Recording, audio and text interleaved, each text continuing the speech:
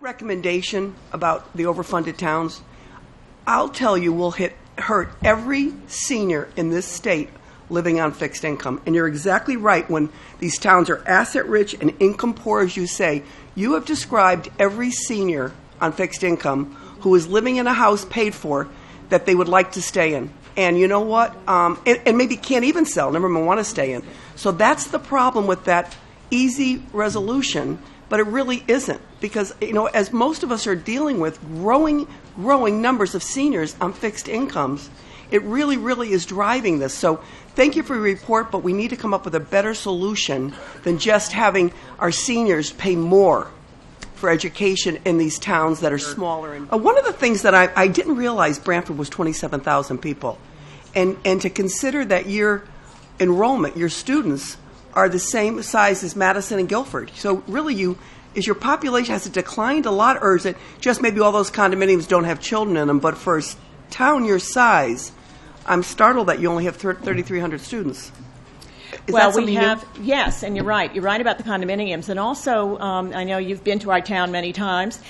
We have really dense housing areas in our town. So we have areas like Short Beach and Pawson Park, Indian Neck, where you'll see houses clustered together. So we have many more families in a smaller area. And so we're deceptive in many ways. And again, our strength. I mean, I love the complexity of Brantford. I always say, you see the surgeon fishing next to the master carpenter, and everybody's talking about the sunset. It's a wonderful, wonderful environment. Thank you, Representative. You've always been such an advocate for Brantford. Thank you for being here today. And, of course, I represent two of those towns with you. And I was hoping you weren't going to use the word overfunded, and I was really going to let you totally off the hook if you hadn't. But you did. This ECS formula has nothing to do with income. It has to do with property value. It has to do with the home that are people live in. And two of your towns, Guilford and Madison, both, I think Guilford gets a little over 800 and Madison gets 470. When the money was added in 2008, we went from $191 up to $391. That means that was the big boost. We never got any more money, but our enrollment has dropped. So to talk about towns being overfunded and not being fair, you're really talking about senior citizens in Guilford and Madison who are living in houses that are part of this formula that they are living in, that they bought 30 years ago for $30,000, and they might be worth $250 or $300 now.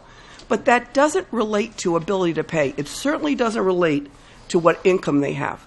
And I just think we can't pick winners and losers. We all want our towns to be fairly treated. But to tell a town like Madison, that you represent, that their $470 is too much, $470 out of $15,000 or $14,000, and they should only be getting $235. It's a really hard thing for me to go back and tell my constituents. And the same thing with Guilford.